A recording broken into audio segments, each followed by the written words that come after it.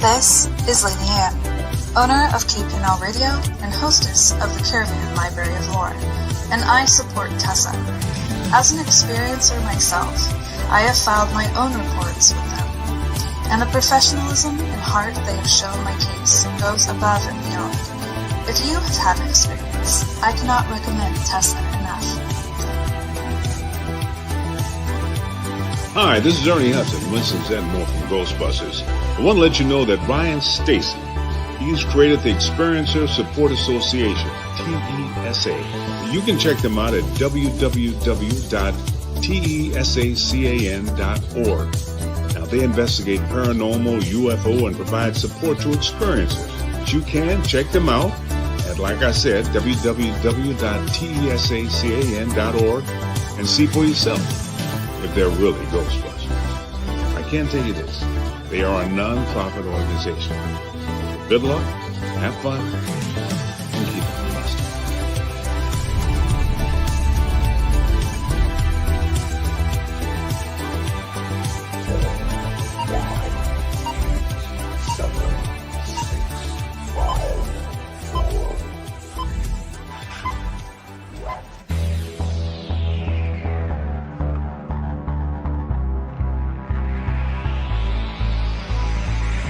Good evening. You are listening to Beyond the Tinfoil Hat, a podcast by the Experiencer Association.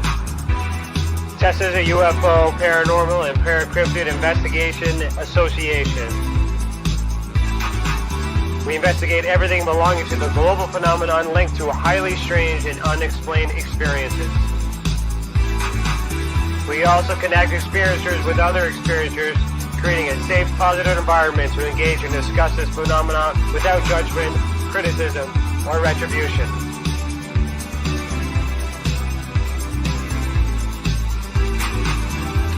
From the land of the white rolling sands on the southeasterly tip of Georgian Bay, to all of you listening around the world, as we simulcast live on KPNL Radio, we salute you. If you want to go back and listen to our previous episodes, go to youtube.com/the Experiencer Support Association. Do us a favor and hit that subscribe button and ring that bell to be instantly notified when we are live, not only for these episodes, but every single element Tessa has to offer. On our website, tessacan.org, we have something for everyone. We have support for experiencers, data for independent researchers, and places to advertise for professional partners.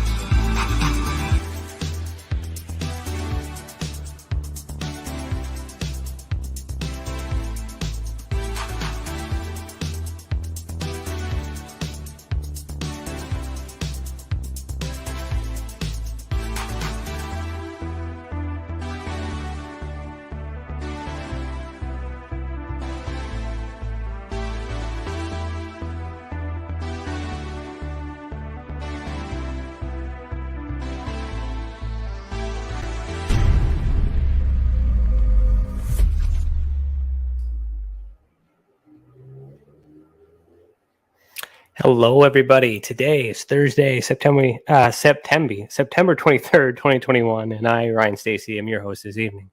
I am a licensed private investigator, a citizen journalist, and the director of investigations for the Experiencer Support Association. Timmy, I hear you. Get over here. Welcome. No, never mind. Welcome to the channel, and thank you for joining us this evening. To super chat, click the $ next to your name in the comment box. Remember that all donations go back into the mission.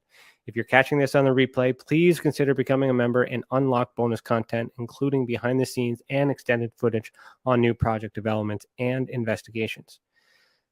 Just click the big blue button that says join. So tonight, our guest for season 3, episode 30, is Christopher Keech. Christopher is a former member of MUFON Canada.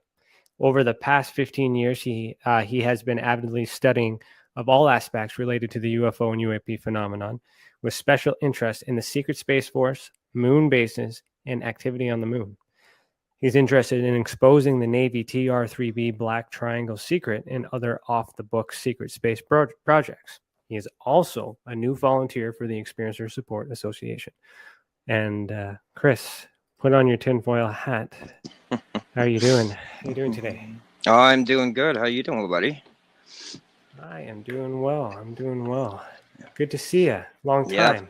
Yeah, long time, eh? A couple years. Mhm. More than a few years, I guess. Yeah. More than a few, but everything seems to happen for a reason, and we're going to get into that. Yeah. Before I do, I got to interrupt with an icebreaker, courtesy of Tim, the Demon Guy Morrison.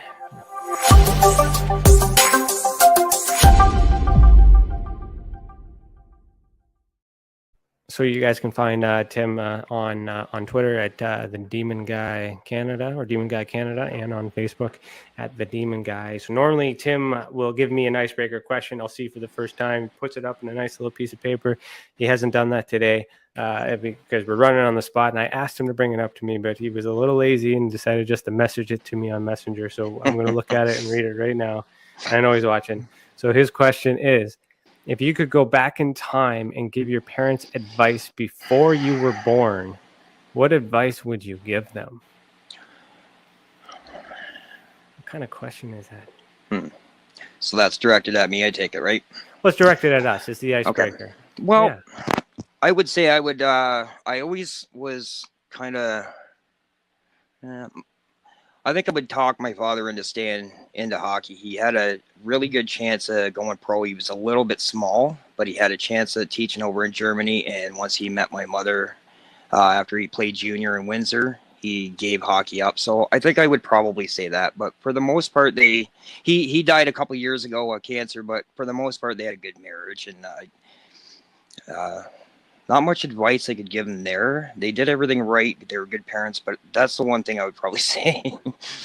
That's a tough question. I was thinking the entire time what I would go back and say, and I can't think of anything other than thank you for doing that nasty thing I don't want to think about once. So I'm here. Yeah. All right. So thank you, Tim. Tim, the Demon Guy Morrison. Hello to everybody in the chat. Lots of members in here. Moonlight, Chantel, and the Demon Guy, and it would be Chris, but he's sitting here with me right now. Yeah. Look at that. I would be there. I want to spend the first hour talking about your path, like that led you up to the time we met, and then where you went off until the time. What brought you back into this direction, and then for the last hour we'll get into all this fun crazy stuff that you like. Sure. And the space program, and we'll split it up that way because we want the audience to get to know you, and thank you so much for volunteering. Yeah, absolutely. So, my pleasure, buddy. Where do we start? Have you had any experiences from the day you were born until when's the first one? The first one I can remember, I was probably about 5 or 6, and we lived in an old house, just an old 2-bedroom house that my great-grandparents built in Trenton. My great-granddad's Dominic Sapio, he ended up dying in that house. Oh, wow. And my mother, I remember her telling us that every night she worked midnights at Quaker Oats, and we would be in bed with the babysitter, like, they do the swap thing. But anyways, she would hear him coming down the stairs in the middle of the night, somebody coming down the stairs, and she thought it was us. Yeah. But this happened frequently every night, and she would run up, we'd be in bed. So she started, I don't know what the hell, putting 2 and 2 together, and finally, I think my granddad or my grandma told her that he had ended up dying in that house. So I had seen some strange, weird things when I was a little kid there. Nothing nefarious, nothing insidious, just, things moving. I was little, and then long span, probably 18 years later, I had a lucid dream, and it felt like I was pinned to the bed, but I was awake. And anybody that experiences that, it's scary. But I did remember seeing a bright light. I don't know if I was dreaming, and other than that, there's not too much to tell other than that, but it felt like I was tied or pinned to the bed really hard. Couldn't move my body. And I remember I was living out in the country, and there was a bright light outside my window, and that was the first thing and the last time I ever experienced anything like that. I used to experience the Hag when there was dark times in my life. I don't know if anybody knows about that or heard about that. Do you want to explain what that is to you? There's many versions of that. Yeah, I didn't know what it was. I kept having these dreams every night, and it scared the piss out of me. But I dreamt of 3 women or 3 old ladies. They almost looked like witches or something like that. But they would bite my sides, like my stomach area, or pinch me or something like that. They'd crawl all over me, and I would wake up and I'd just freak right out. And I was so scared I wouldn't sleep for days because it happened continuously, week after week after week. And I would be so sleep deprived, and then eventually it just went away. I haven't had it since. This was probably about 15 years ago. Did you move? Yeah, you moved from that location then? Yeah, probably? yeah. Okay. Yeah. But that was, it was such a scary feeling. But that you want to go to sleep. It's supposed to be peaceful, but when you're scared to go to sleep,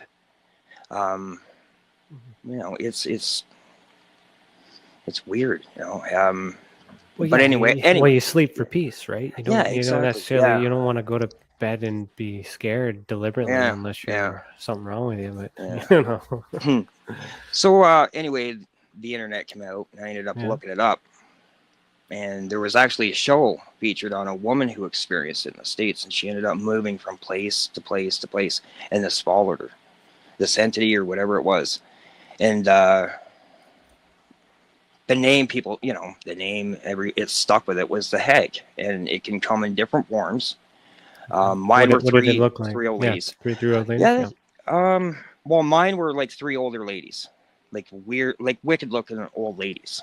But they can come in the form of anything, I guess, anything that you think of that's in your conscious or. So when you say they come, how do they come to you? I guess how does that feel? Well, you're just sleeping.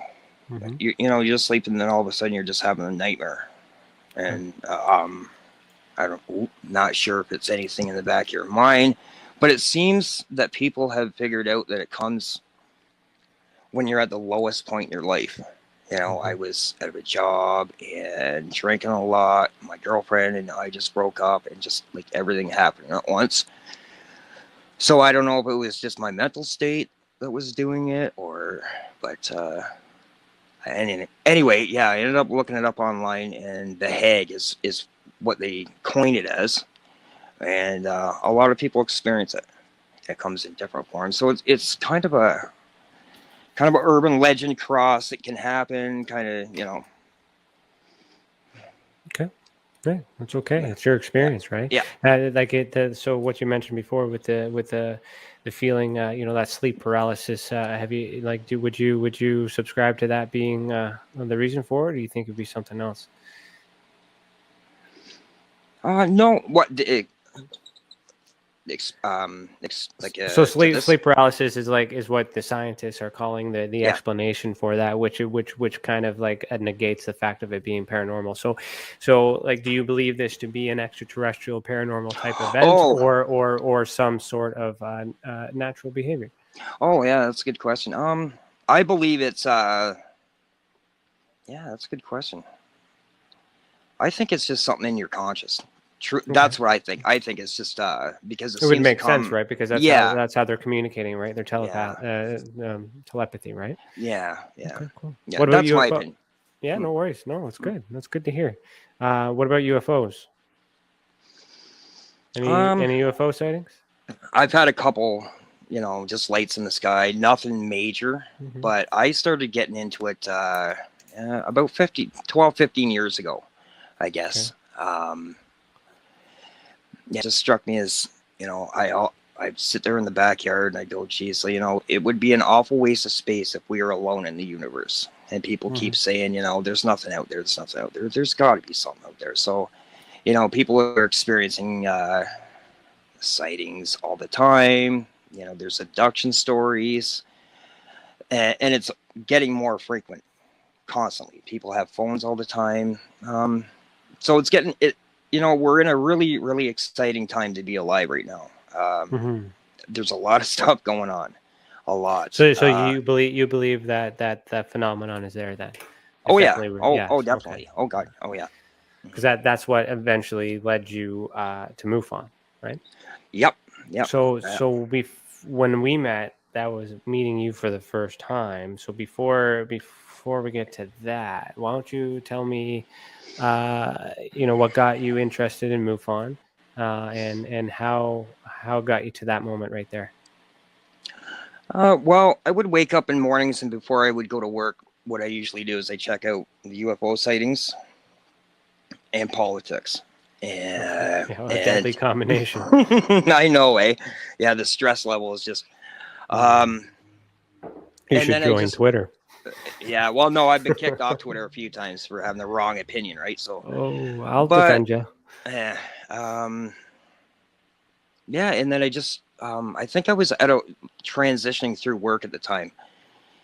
And I was on the internet constantly, just, diving into rabbit hole after rabbit hole. And then but I always knew MUFON existed, obviously. And then I came across MUFON Canada, and I got a hold of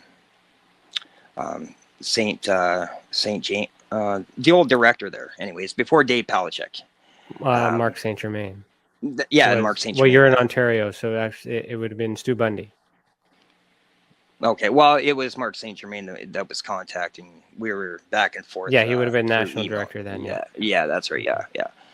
And he said, "Well, yeah, why don't you come along and become a member?" And I was going to go for my field and investigator course. Didn't follow through, but that's right around the time we met. You were helping me out. I was going to do, I was a member for a little while, and I thought, well, the U.S. has all these videos and podcasts and movies and everything. And Canada, we're kind of, the website's kind of just stagnant. It just stays still. So I said, well, let's do a presentation. Let's start doing podcasts. Let's start doing videos. Get a YouTube channel going. And that's when I contacted you. You and me were back and forth, and you drove a long ways to do. You helped me out with my presentation and all that, and we got through good, and that's how we met. Yeah. So I'll help you out there. So as the director, Ontario director, it was my responsibility to show up and to make sure that this chapter meeting was being run, and Chris took the time to fill the room. I don't want to say the area but it unless you want to say it, but it also happens to be in an area where I have some family too. So I invited quite a bit of people there as well. Yeah. And we had that was, for you guys listening, that would have been my my last presentation in public with MUFON.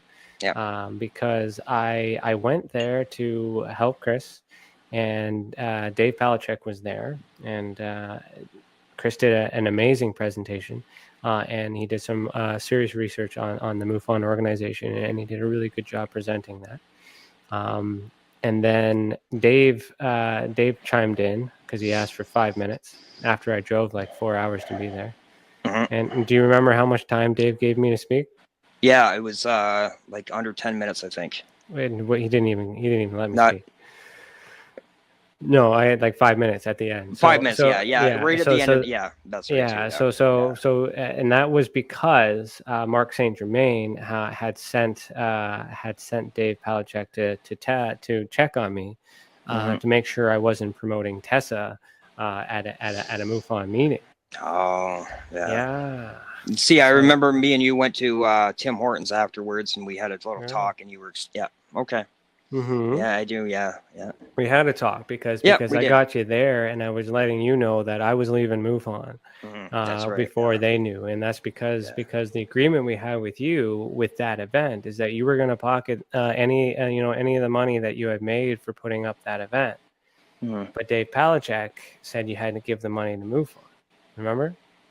Yeah, which I rightfully agreed. He let me keep the money to pay for the room at the library, and I donated the money to MUFON, which is fine. Yeah, but which went nowhere back to where it was supposed to go. Exactly. Yeah. Probably. So from there, I basically told you, hey, good luck, and I'm leaving. So I left what did you stayed with them though? So I'm I curious stayed to with them. know what you were doing this entire time before you come back here, because I left. That was my journey. That was at the end of my rope, and I said, good luck, Yeah. and it was a good talk. Yeah, it Didn't was. Yeah. and then but you stayed. So what did you do? How So, was that?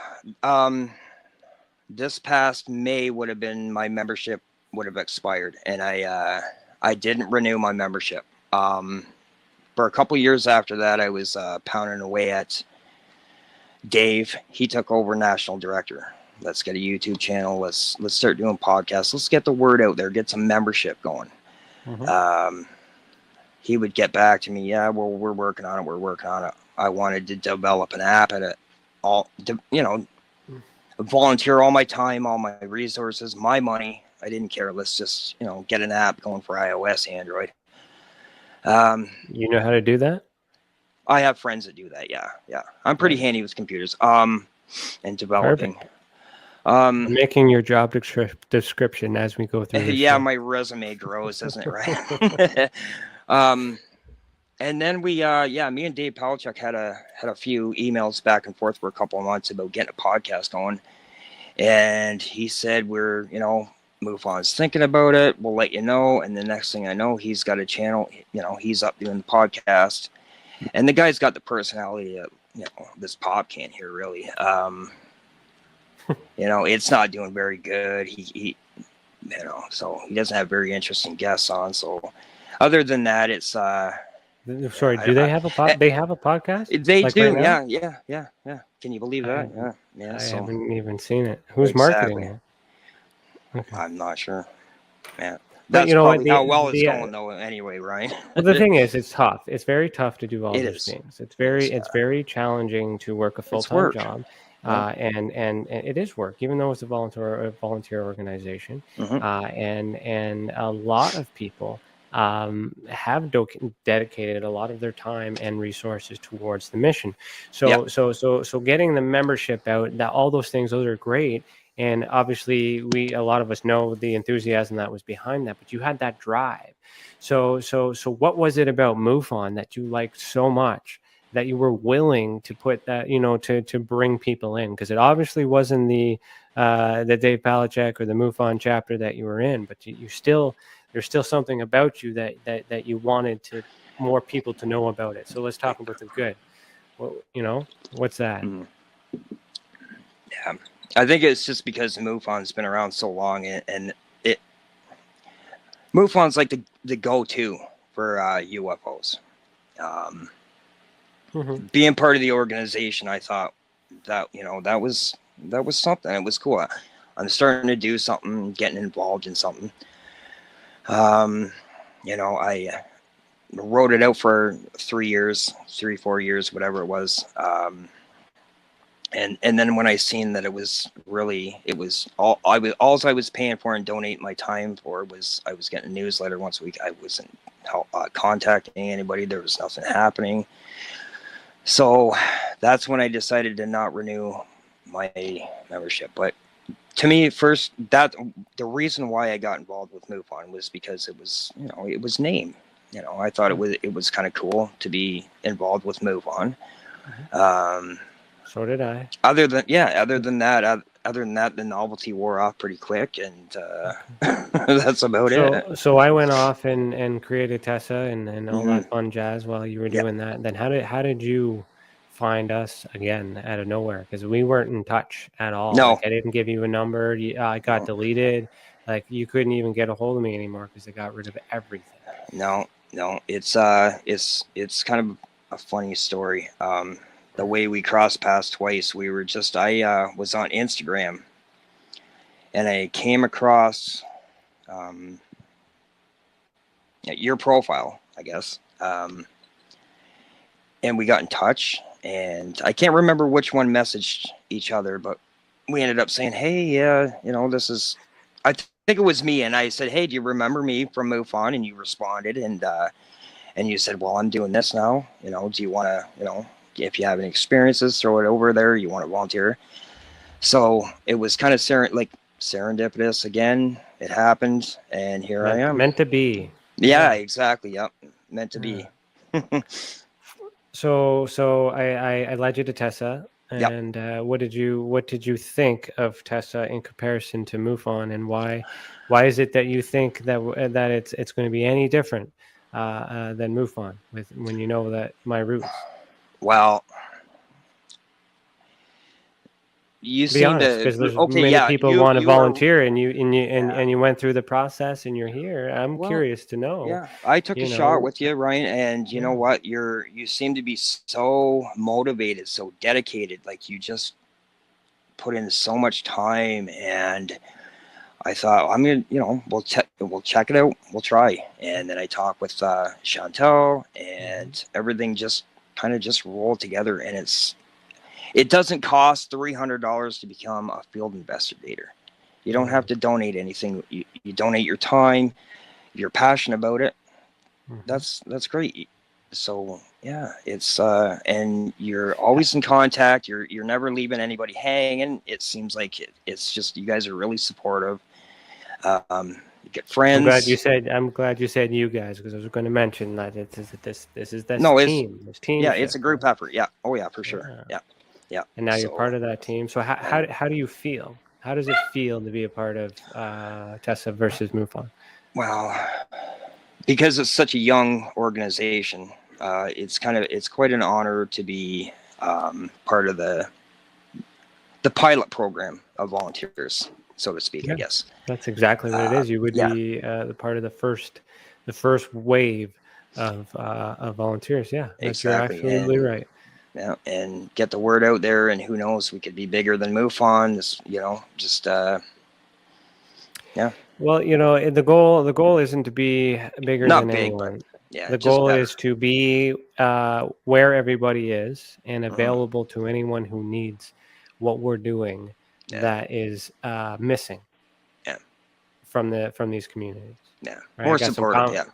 Comments in here saying that from Chantel, I'm happy Chris found us. Long process. Moonlight or Moonlick says virtual hug, and then Tim the Demon Guy says welcome Christopher to Tessa. Nice. So we got the entire team here watching as well, and I do on behalf of the organization. Thank you so much, and I'm glad. Yeah. So now that you're here, and we'll just wrap this one part up, and then we'll get into all the fun stuff. Is what do you want to do with Tessa? What do the people want to?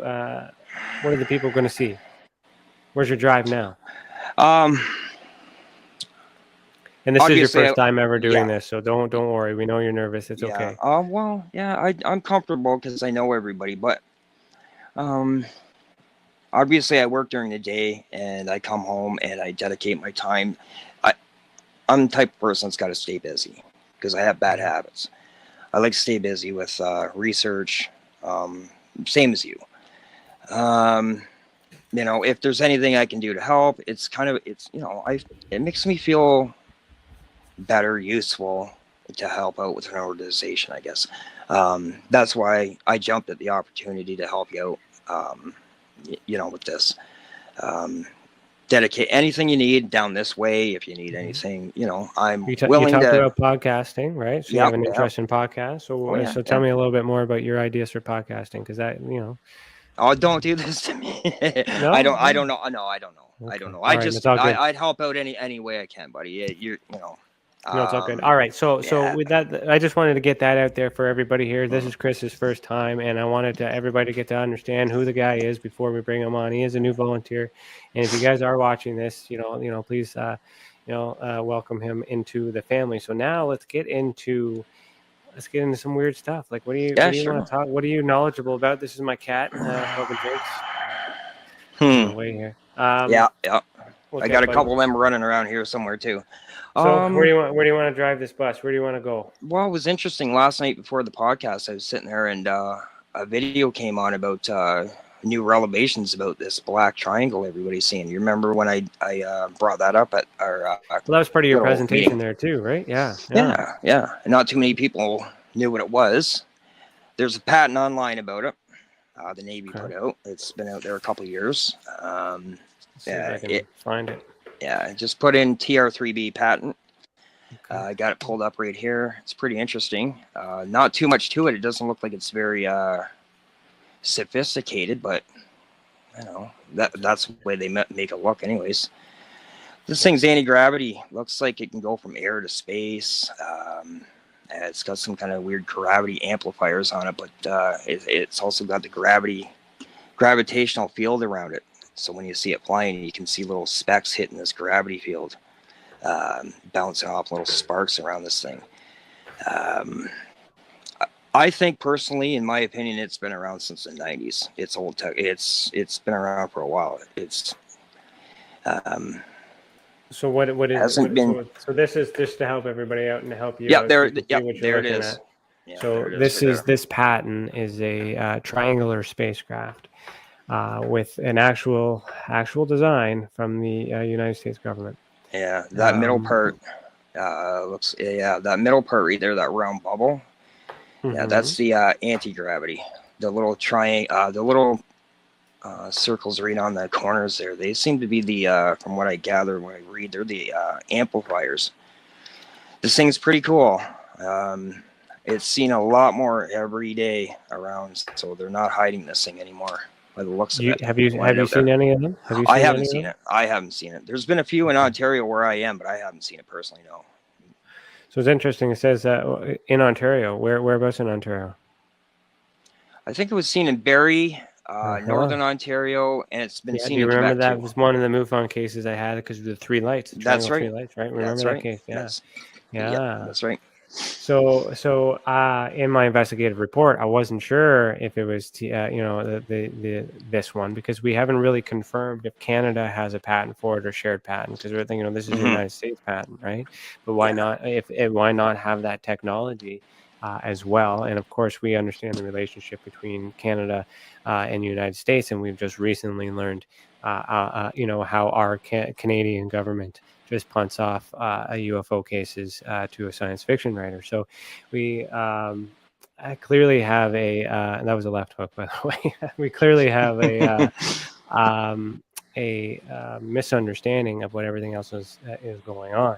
So as an experiencer for you guys in the audience and on the replay, it'd be interesting if you've seen anything that looks like that and your thoughts on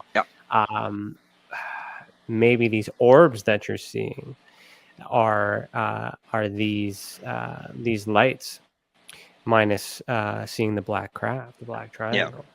Yeah, because we all know that when these anti-gravity craft that we see flying around, they create this ball of light. Looks like, especially at nighttime, we can see them, right? So, go ahead. Well, it seems to be a little bit different than the Tic Tacs and the other craft that we've seen that Bob Lazar talks about that they reverse engineered at area S4 or whatever. Yeah. Is it so strange for people to take technology and reverse engineer it and learn how to use it? I think as humans, we're interested. I think it's strange, but it's as long as it's done right and responsible, I think it's that's going to help us in the long run. Where do you think they would get that? Where do you think they got this from? Where do you think they got the idea from? For this thing? Yeah. I think it was, I have two theories. I think it was from an old archaeological dig, or it was taken from World War II during Project Paperclip. Okay. All right. Yeah. Interesting. Yeah. Project Yeah. Paperclip. For us Canadians, I did recently learn that there was a similar project as well called Project Matchbook. And Project Matchbook is, we did the same. Canada actually has had taken some German scientists as well, not just the United States. There's a lot going on in Canada that they did mirrored to the United States. So with that, do you think that these crafts are German engineered perhaps and reverse engineered from that? I think there's a good chance. I think they've had this for 70 years and every couple of years they'll shelve something and they'll wait for technology and science to catch up. And in the 90s, I think they finally had enough knowledge of what to do with this thing and perfected it. And over the years, it's been once in a while you'll see this black triangle. You got to be careful on the internet because there's a lot of fakes out there. 95% of UFO sightings are faked on the internet. But I mean, this thing is obviously seen. They weren't sure if it was from UFO origins, but clearly the New York Times did a story back in 2018, Ryan, if you probably remember, and it was right before my presentation. I kind of got lucky, and it was that the military and the Pentagon is in possession of an off-world vehicle. That has to do with a lot of the stuff we're talking about now. That pretty much just proves everything we're talking about, and that's when it started becoming mainstream. And people like us that were so passionate about UFOs and that we're seeing them in the real, people started going, "Oh yeah, maybe they're right. Maybe it's not so hard to believe." These things are seen every day because everybody's got a camera on them. Everybody's recording something. There's so much social media. But it almost looks like the secret Space Force or whoever's flying. I don't believe they're alien origin. I think they're the military. Definitely the military. Is it still secret if we know about it now? Yeah, well, I guess it's secret until they we come do out have a Space Force now. We do have a space program in the United States. Yeah. Not a secret they haven't anymore. really officially came out and named anything, have they? That I know of, anyways. It's kind of like a... Well, they've renamed every Air Force. I think most of the Air Forces in the United States. Yeah. They've also released a uniform that looks very similar to Battlestar Galactica. It is official. Yes, it is a sixth branch of the military, but we haven't seen anything that they're going to do. Yeah. So they're getting inspired by Hollywood, by the looks of it. But does that actually mean that this stuff is true? So, like you said, extraterrestrial. So, like, is this man? Did this come from man? Like German technology, and then all of a sudden, the United States Canada reverse engineered it and made it better, or did it come from somewhere else? What do you think?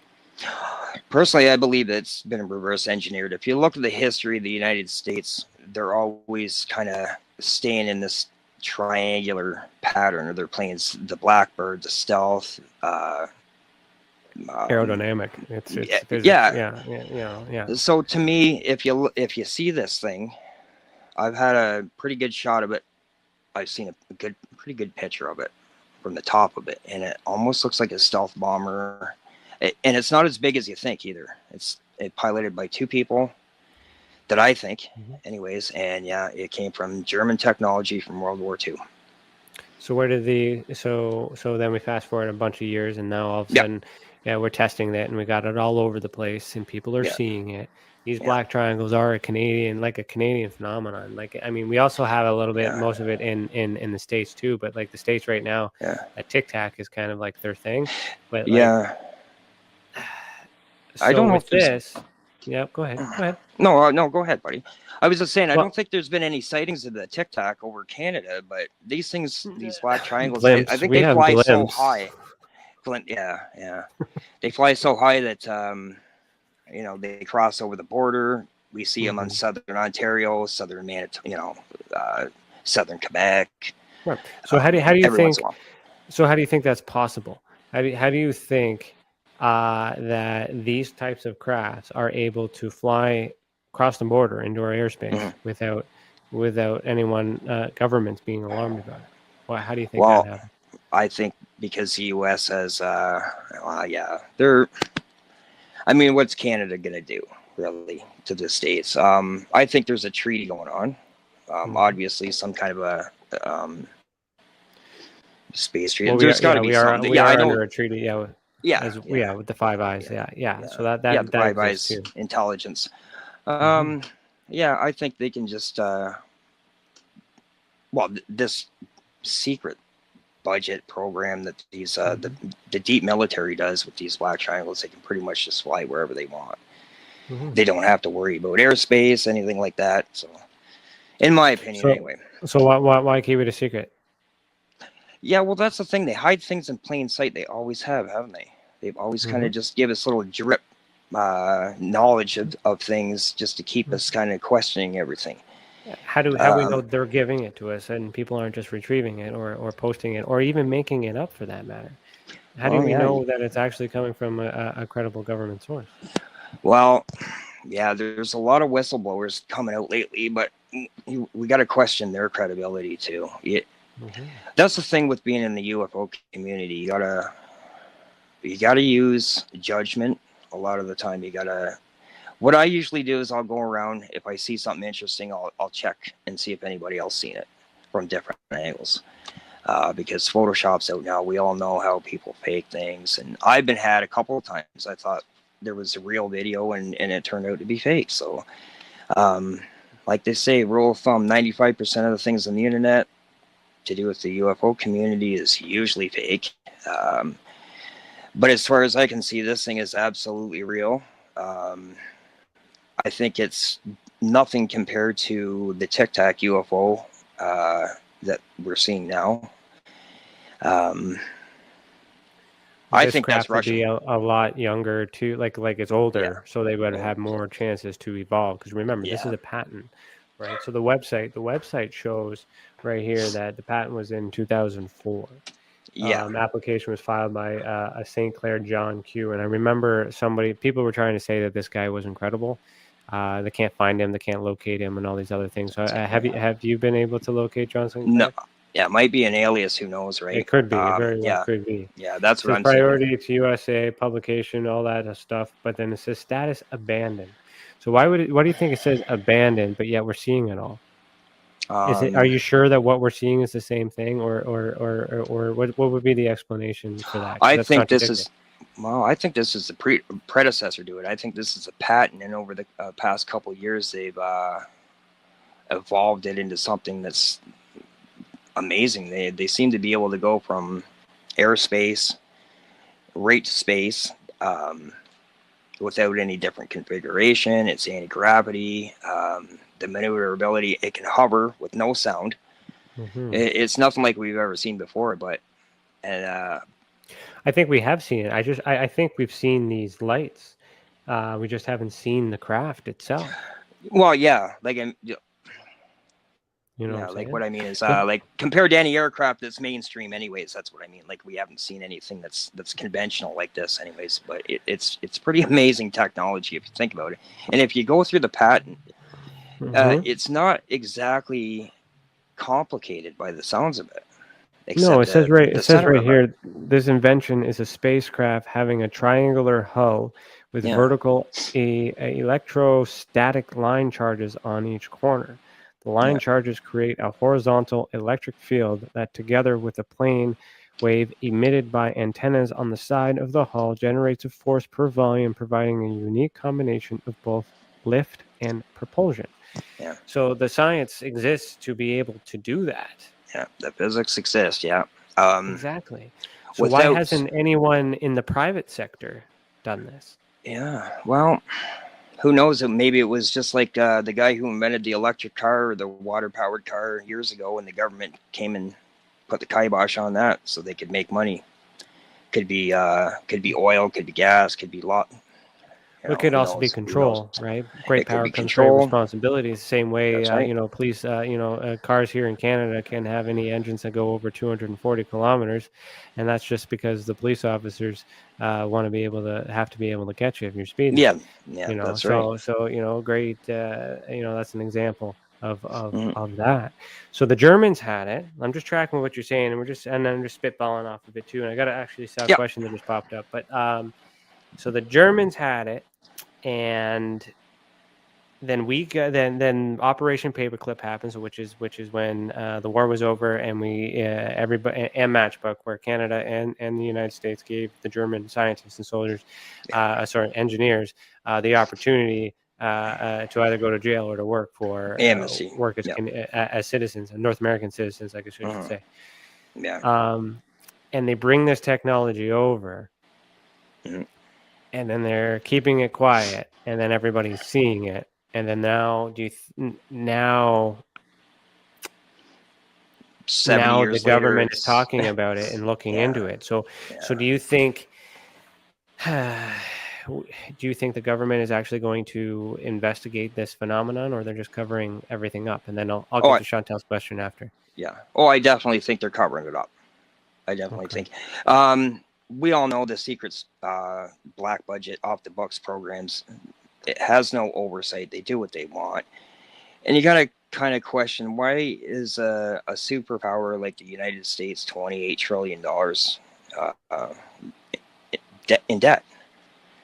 It's because they spend so much money on these black projects, off the books. There's no oversight. They don't have to answer to anybody.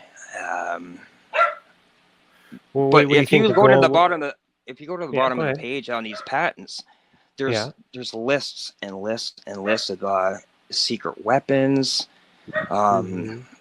cyclones, wave modulators, everything that they've developed.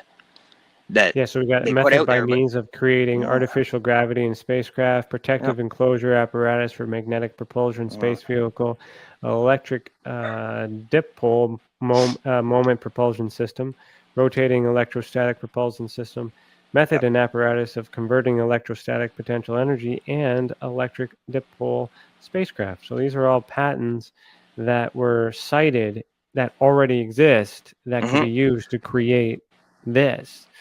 Yeah. So it makes sense, but it's abandoned, or is it really abandoned? Yeah. Well, and that's what they want us to think. I that's what I think, anyways. Yeah. You never can trust the government. You can. You just can't trust them with everything. We can't trust them with handing UFO reports over to researchers in Canada. Yeah. But we can't trust them with that. But yeah. that's Well, that's not everybody. And I shouldn't say the government, because that's a broad range. But the people in control, the shadow government, these people that pull the strings. So we'll talk about those people in a second. So Chantel asks, Chris, do these triangles have superior stealth capabilities? Potentially, can it evade radar? So they say, yeah. If they have stealth in the B-52 and everything else like that, the Black Hawk helicopters have that stealth technology. I'm sure, pretty much 99% sure these things do. Yeah. Did you know that Canada is the creator of an invisibility cloak or invisibility technology? Did you know that? Canada is? No, I didn't know that. Yes. Well, I'll see if I can find it. That's wicked, really. Yeah. So when we get in, I'll bring that up too. Invisibility. But my question, I guess, about the people who are in control of the shadow government, who do you speculate that might be? Names?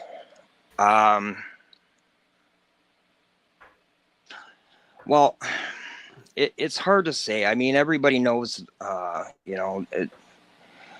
these secret societies, the guys that run the Freemasons, whatever. Who knows? But I think it's a lot of the lobbyists, the bankers who pull the strings.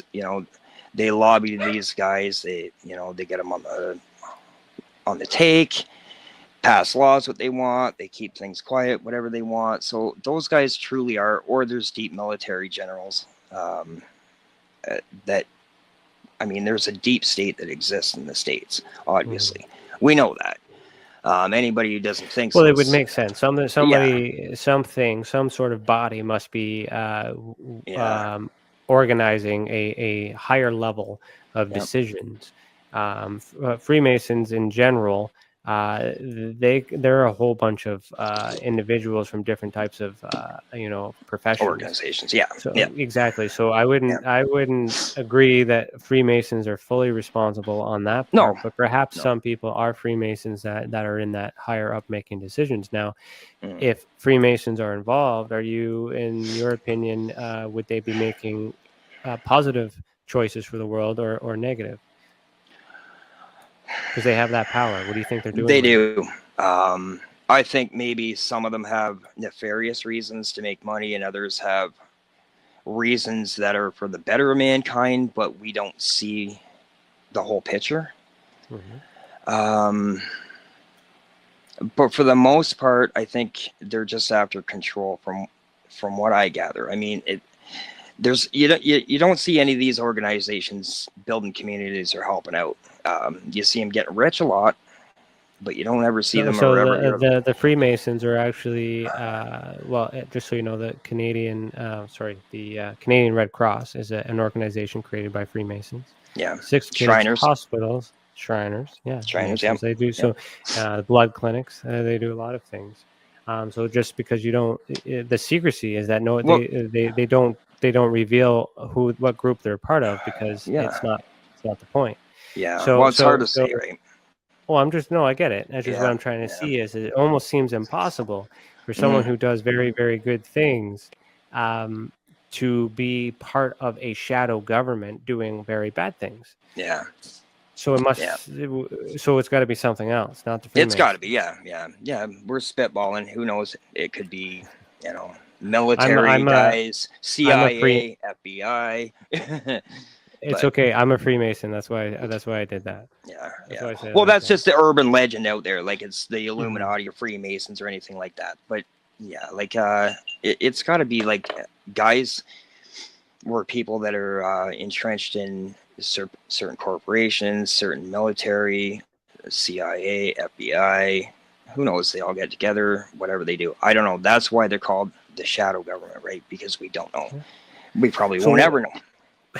Can the shadow government not still be the same government? It's the assumption that there's another government in another level, because we feel like the ones that want to do all these things aren't able to do that, and other people are telling them what to do, which we have Congress and all that other stuff too. Yeah. Maybe so it's all that other part. So just before we continue that thought, I just want to show you right here. A Canadian company has created an incredible invisibility shield. So this is Canadian tech. Oh yeah. And the Canadian government Army uses this type of shield technology, it exists. So if Canada has that, right? Canada is a Canadian invention, so we're very proud as Canadians to have that patent. But that could be another patent that's used to build another type of craft. So the technology exists. So my question is the why. Why do we have this?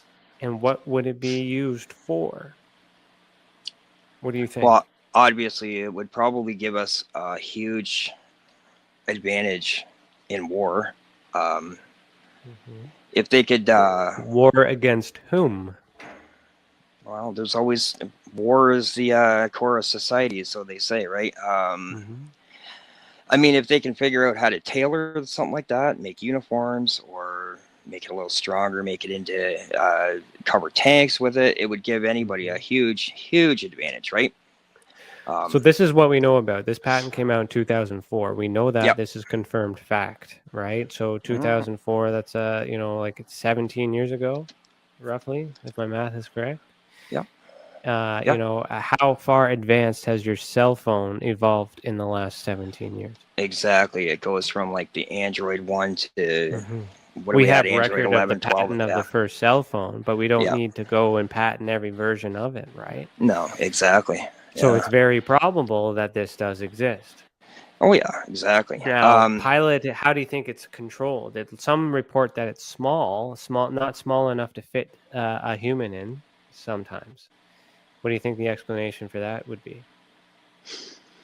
Well, from the pictures I've seen, I've seen a cockpit. It's not as big as the stealth plane. Maybe a little bit smaller, but I don't think it's remote. Do you? Remotely piloted? Well, it could be. Why couldn't it it be? could we be. have that technology today. Yeah, we got drone technology. Remote viewing, secret, MK Ultra, which also we had camps here in Canada too. Actually, actually in my hometown, there is the old psych ward up on which is now called Waypoint. Used to be Oak Ridge. It was involved in psychological warfare, so like experimental testing. So Canada has it too. So, and what they wanted to do is they wanted to develop the ability to in order to manipulate the space and time. So the technology exists. Yeah. Yeah. And that's from the humans. Mm-hmm. Yeah. So where, and I'm just wrapping this up because we're getting into the commercial soon, but my question, what I'm leading to is where do aliens fit into all of this? Or is that something completely different? Are these UFOs just government and aliens and something else? What do you think? I think this is us. I think this is the military. Aliens come in completely. It makes sense. Yeah. Completely different. I think. Tim commented on the visibility cloak. He says invisibility, eh? And he asked if it could be a drone, and we touched on that. And Chantel had said I was going to say drones for rich people, which is kind of funny. And then let me see the other comments that I saw here. I'll just say hello to everybody before we go to commercial break. Hello, Priscilla. I see you. Hello, 416 Bitcoin. Are you watching or are you selling? What are you doing? Trading. UFO man, how you doing? Let me see. Tim says you're hired. I saw that come in when you said you're good at computers because Oh yeah. That we need another guy like that. Mm-hmm. Moonlight, what are you saying? As long as the deer and Sasquatch can't see, it's all good. Am I allowed to say MUFON vacuums? MUFON vacuums. MUFON vacuums. You can say, get your MUFON. That was something I used to say. Is get your MUFON. Because it's kind of funny making fun of that is because there's one time we were sitting at a table and this waitress had come up and saw all of us wearing the MUFON brand, and she says, reads it and asks us, what's muffin? And we all took offense to it. Yeah. We were like MUFON. So I created this shirt, and I think Dan Jones, if you're still listening or you get this on the replay, I think there's a picture of you wearing that shirt at the Alien Cosmic Expo, but it's got a cow being lifted up by a UFO in a Canadian setting, and it says "Get your MUFON." So the whole point was so you saw the cow to understand that it was moo, not That's pretty clever. Or MUFON. Some people say MUFON. But anyways, plug. Not sponsored. Endorsement from Mutual UFO Network. So everyone's laughing here. Okay. So, do you believe in aliens? I do. Absolutely. Yeah. Okay. You got someone behind you. Hey, yeah. She just got her vaccine today. She's not feeling too good, so. Oh, okay. Yeah. All right. Hello. So. All right. So what we're going to do then is I think we'll just head to commercial break, and then we'll dive deep into I don't know. What do you think? Secret space program? You want to do that? Yeah. Sounds good. Not really on the agenda today. We're not really doing anything scripted. We're just having a good conversation. Yeah. We're meeting Chris for the first time, and welcoming him to the Tessa family. So, we're just having a general conversation. Yeah. And I'm enjoying that, and it's good to see you. How you doing? Yeah. Good. It's good to see you again. All right. So let's pause right here, but we will continue after a message from our professional partners. Also, if you're listening to this live on KPNL Radio or on a future podcast, head over to youtube.com/the Experiencer Support Association to see the videos that go with this audio. Remember, you are listening to Beyond the Tinfoil Hat, a podcast by the Experiencer Support Association, and we will be right back. Ryan is one of Canada's leading new UFO investigators. He conducts and oversees UFO investigations on a constant basis and was really taken by his research. He's compiled a tremendous amount of data regarding UFOs in Canada. And just as interesting, he really goes over how UFO investigations are done and what are some of the mistakes that people make when they submit evidence. Note for starters, don't edit your videos or photos before you send them. If you want to hear more follow-up conversation between Ryan and myself, you can go to richardolanmembers.com, where we have a candid conversation on ufology, the paranormal, and more. And remember, while we learn and grow and search for the truth, let's be good to each other.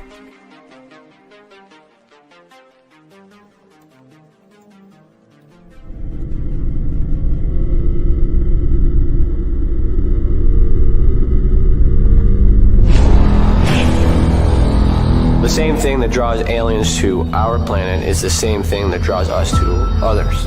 Exploration, curiosity, sustainability of life. That's why we go. It would make sense as to why they're visiting here.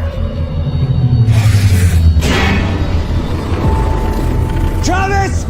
Quit playing around, man. Get back here. Travis! The last thing I remember was this numbing shock. Stunning sort of a feeling. Very powerful. Get away from me! I was just out of my mind with fear, just screaming the whole time. It's been theorized that aliens prefer remote areas because they don't want to attract attention. Whatever it is that they're doing, they would want to do that in a less populated area.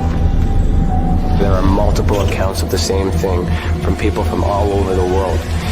People that do not know each other, do not live in the same cultures, and they're all looking up, they're all seeing things in the sky. So it would be naive of us to think that we're alone in the universe.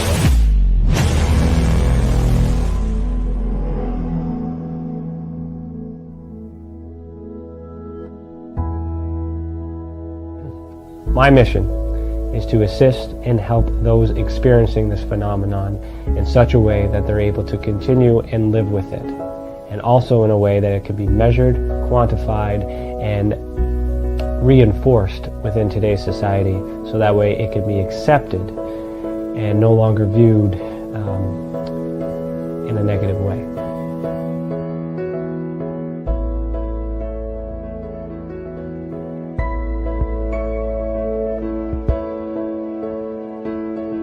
One thing that I do value in people is the ability to sense and feel when something is right and when something is wrong. That is a natural ability that we all share. Now, when we combine that with the paranormal and ufological abductions or visits, I have this sensation that these abilities are connected. Not everyone can sense, not everyone can feel. However, those who can are typically connected with something that we cannot explain.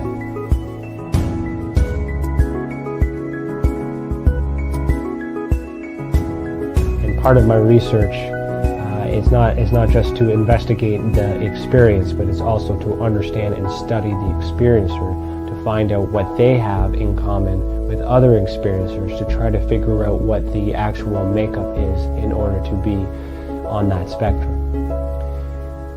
There's a lot of it happening all over the world, and I do not know of any other study that is focusing on the individuals as people, only the phenomenon. Welcome back. You are listening to Beyond the Tinfoil Hat, and if you're enjoying this episode so far, please consider becoming a member of our channel or send us a super chat. Your membership will get you bonus content like exclusive videos, and it will help us reach our goal of launching our training center, which is Interstellar, the Academy of Ufology and Paranormal Studies. Also, if you have ever experienced an unexplained event involving the paranormal, UFOs, extraterrestrials, Dogman, or any other paracryptid, head over to tessacan.org/reporting system. The more reports we get, the more we will understand this phenomenon and how it affects our people. Let others be who have already reported be that example that proves we are making a difference. And if it wasn't for these reports, we would not be able to do what we do. And for that, we thank you. I am still here with Christopher. How are you doing? Good. How you doing? Good, man. Ready for this next hour? Ready for this next hour? You feeling good? Yeah. Comfortable? Yeah, and you know what? Yeah. And I'm proud of you because, like, you know, you were really nervous. You almost didn't want to do it, but you got here. Yeah. No, it's okay. We don't have to get into that. But I'm just the point is I'm glad that you're here, and I'm glad that we're able to have this conversation because I want the audience to know that Tessa is only going to go as far as the people want to take it. Yeah. The philosophy for the Experiencer Support Association came from the thing that was missing from that meeting that we that we were at. And when we had that conversation, I was just like, I was at the end of my rope and you were just starting your beginning. And that I was biting my tongue because I was still encouraging you to follow your dream. And I was not asking you to come with me. I encouraged you to stay with MUFON, and you did. But then you just came back to that philosophy, organically. So there's something. The whole concept about Tessa is to change the way that we feel. There's a lot of people out there asking questions. There's a lot of people out there doing things towards ufology, towards paranormal studies, but there's no organization out there that's giving them the opportunity to be heard, the opportunity to grow, the opportunity to do what they want in a large environment. And you, Chris, as well as Kevin McDougall, which is in Moonlit here. If you're paying attention to this episode, you got the cheat sheet because you know what's coming for you next week. So Chris took the bullet for you, and he's a good teammate. But now we have this team. But you guys are in the most important team because you are on the front end. You are the delivery. You are the ones who are going to hopefully encourage people to be inspired by the mission as well as you are. So I am officially like welcoming you to the team, and thank you so much for taking that responsibility. My pleasure. Hey man, no, everything meant happened for a reason. And we also have Serena.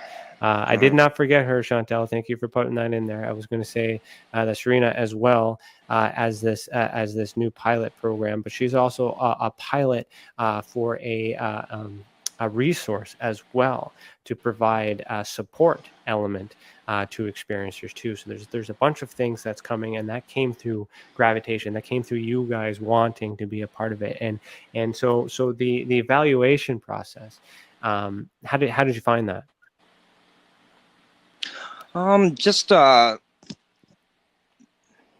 me and Chantel and everybody else started talking through our first meetings we had through Zoom, we just kind of threw everything out there.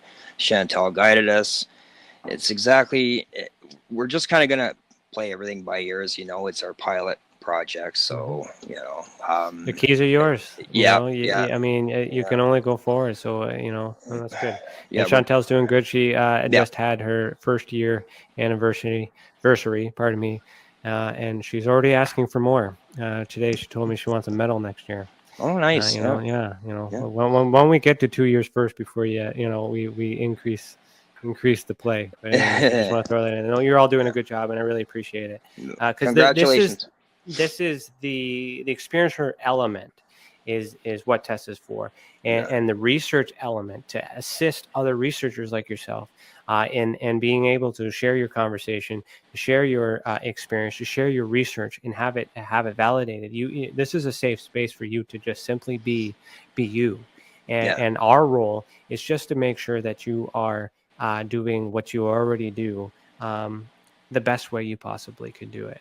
And MUFON's philosophy is the quite opposite. It was give me your stuff, and if I'm happy with it or satisfied with it, and I can get something out of it, being fame, money, or attention, or whatever that be, then I'll contact you. And so Tessa has really just grown based on people feeling liked, to be honest. Maybe it's the Canadian way. Canadians in us, it's a good way of putting it. Maybe that's it. Yeah. But that one simple thing, and there's a lot of people in ufology and UFO Twitter that are carrying chips and anger and all these other things, myself included. I went up and down with the thing, but I got my aha moment there this week where I can finally let that go.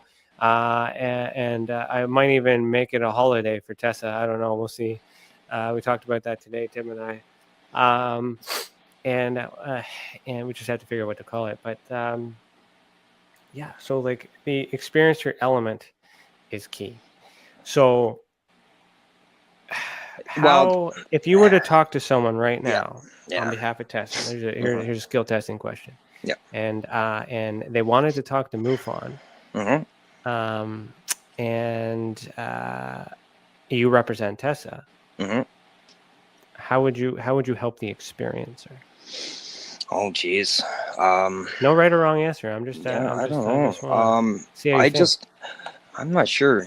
But you pretty much hit the nail on the head there, Ryan. About this is kind of a safe space where a lot of people. It goes from a wide variety of things, not just UFOs. What MUFON specialize in. There's nobody that's gonna laugh at you. There's nobody that's gonna criticize you or have an opinion. You just throw out your experience to see if we can help you out or whatever. As far as contacting MUFON,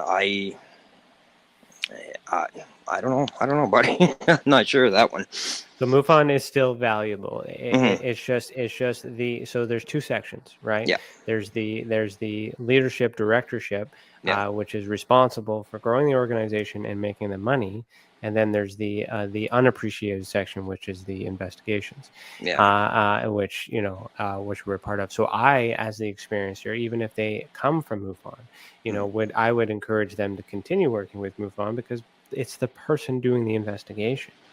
Right? Because what we have is somebody who's giving that experiencer attention.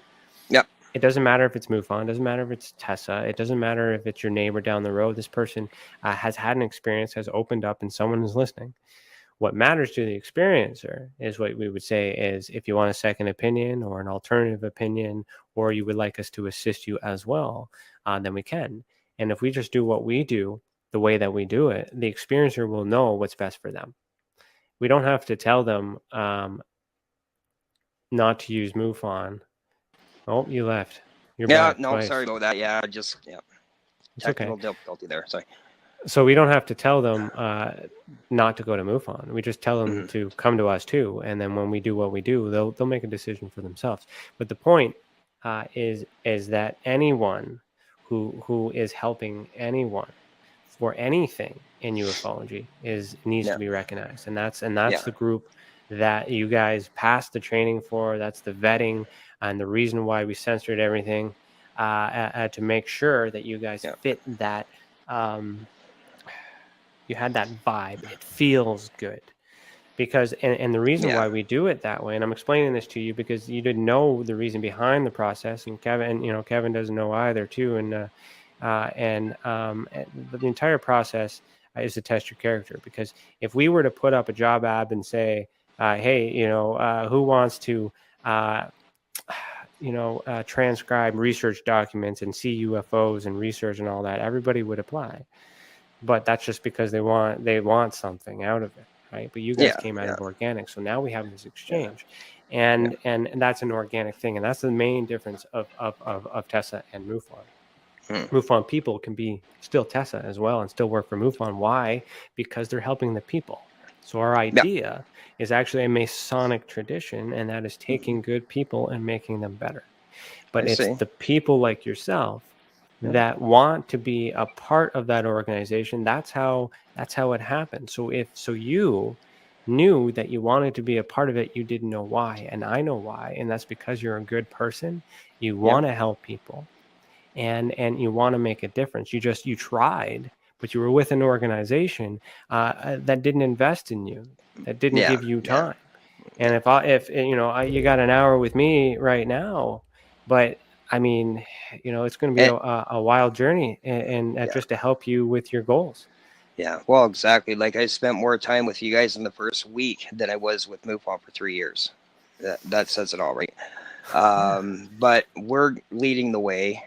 Once other people usually follow leaders. Once other people come forward, they'll realize that it's not so fringe. That a lot of these things are happening. And once we get it out there, people will start talking a little more, coming forward with their stories, not be afraid to tell their experiences. And who knows? And then we document it, we make evidence and science, and then we study it, and we do all that part two, right? So that's part of it. So on the break, I went to find that this is I couldn't find the original video because I don't have my MUFON account, but this is the actual UFO case that I was working on for MUFON. That is in Barrie. That was Barrie, right? May have either been a drone, or the T3RB or TR3B. And that's what I was planning on talking about at that presentation before Dave Belichick went in and made certain that I didn't speak because they were afraid that I was going to cross-pollinate the MUFON guys and steal them for Tessa, which wasn't the plan all along. So that's the case that I never got to show you. Here's a quick, just a little scan of the video. It's a 5-minute video, but you see how it's got a blinking light there? You see that? Yeah, that is interesting. So I put a lot of hours on this case. I don't have any proof that I've done it, other than the fact that you just brought it up, so we know it exists. And the thing is, I put over so many, like over 1,200 cases for MUFON, and they just deleted all my cases. Or so all those, like, they just got rid of me whatsoever. Oh, And that's that a lot was of work, because that's because I said no to making the money. I said, you know. Yeah. Well, that's what happened when I a place gets too big, right? They're just interested in the green rather than the well, if people want to pay, they're going to the pay. grassroots. Yeah. But if they can't afford, then don't worry about it. Yeah. You know what exactly. I'm saying? Yeah. We got UFO man in the comments. He's messaging in the comments like he's afraid we're going to book him because his subscription to our membership has lapsed. That's not the case. It's just, you know what, help when you can. Exactly. And if you can't, then don't worry about it. And what we do, like, help when you can if you can, because some can, some can't. And that's why the book that I put out has it's 3-tier. You can get the hard copy for $24.99 on Amazon. You can get it on Kindle for $3, or you can get it for free on the website. If you need it, you can have it. So value isn't you're not going to get us anywhere.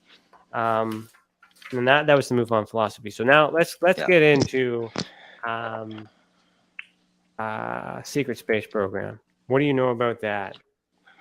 The first time I ever heard about it was I think David Wilcox and Corey Good kind of went mainstream with it a few years ago.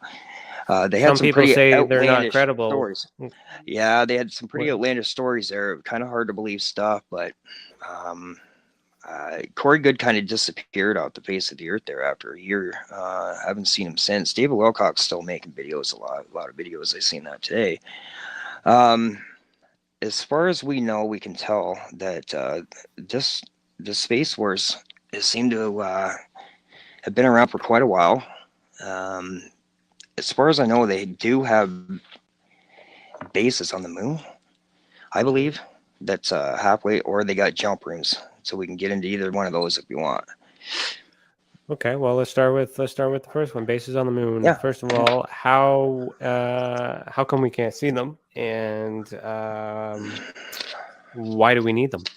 Well, the moon's a funny thing, right? It's always facing us. It's the only thing that acts the way it does that we know of. It just the way it spins. How does it act? What makes the moon odd?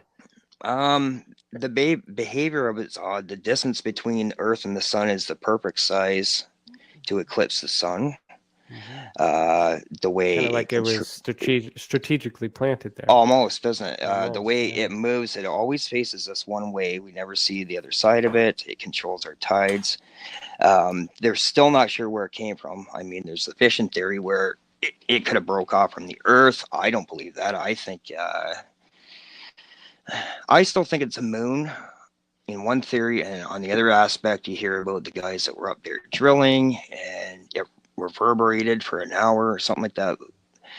But you can tell by the crater impacts too, Ryan. You've probably seen the pictures of this. Like, the crater impacts aren't the same as they are on Earth. It hits and it's almost flat, as if it's going through one surface and hitting something really, really hard, right? So there's a theory of that that's hollow and there's a base there. So it is. So what does that matter? Why is that important? Let's just say that that's true. What does that mean? Keeps us guessing.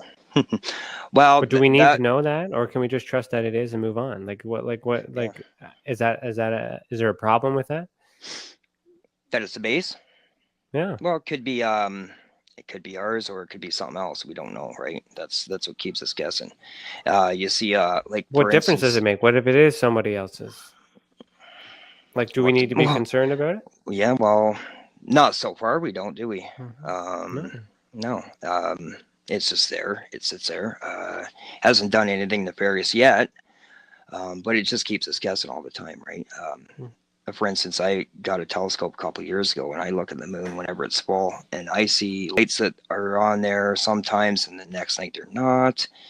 A little while ago, I took a picture of it looked like a pyramid shape on top of on the north side, like the North Pole, with 2 lights or 3 lights over top of it. The next night, it wasn't there at all. So who knows what's going on in the moon? It keeps us guessing all the time. Who knows? It's no moon. That's no moon. Yeah, That's it. that's no moon. That's no moon. I mean, there are a lot of theories. I Yeah. mean, Yeah. okay. So what about NASA? So NASA, it's a Canadian Space Agency. Yeah. I'm doing a really big Canadian history lesson here. Mhm. But just to show the parallels. But because we have stuff too. Well, we do have a lot of American listeners. Where was I going with that? Where was it going? The Canadian Space Canadian, Agency. NASA Oh and yeah, Canadian, yeah. With all the yeah. science and all the research Yep. and all the presentations to show Mhm. that the moon is a thing and it's all this Mhm. and all that other stuff. Yeah. Do you believe it? Yeah, I do. I think Okay. from all the information that's been out there, I mean, you have just the thing that Edgar Mitchell's seen. I mean, he's pretty credible. When WikiLeaks in 2015 or 16, when John Podesta got an email from Edgar Mitchell, we all know who he is, one of the astronauts in the Apollo missions. He said they're up there and something's coming, and we don't want to upset them or something like that. Talking about some beings that are up there. So when it's coming from somebody that's up there, and John Podesta was a campaign manager for Hillary Clinton, which we all know she wanted to disclose it all, blow the lid off it, and that was one of her campaign promises. Who knows if she would have went through with it, or it was just a false promise. But when it starts becoming mainstream stuff like that, you kind of got to question, maybe it's not so crazy. There's a lot of things that we are starting to learn now in the past 20 years that we thought were crazy, 20 years ago. Is it so hard to believe that they're up there? They've been up there for 30 years. It's a fueling station so they can get further out, Right. So where's the aliens? That's what I'm saying. Right. Where are the aliens? Yeah. Where did those come honestly, from? That's I why think I'm we can't see asking a you lot of these them. questions, not to debunk you or to challenge you. I'm looking, and you have not once gone to the alien part because there's no logic there. So let's talk about that phenomenon. What are aliens? What are the extraterrestrials to you? And where, if not in any of the mainstream stuff that we think they should be associated with, where are they? Yeah. What are they? Where did it come from? Go ahead.